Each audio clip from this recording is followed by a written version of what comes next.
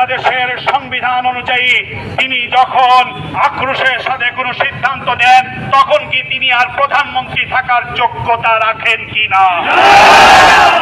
বর্তমান প্রজন্মের শিক্ষার্থীদেরকে আপনি মুক্তিযোদ্ধাদের সম্মুখে সরাসরি তাদের বিপক্ষে অবস্থান করিয়ে নিলেন। যদি রক্ত চায় আমরা রক্ত ঢেলে দিতে প্রস্তুত আছি।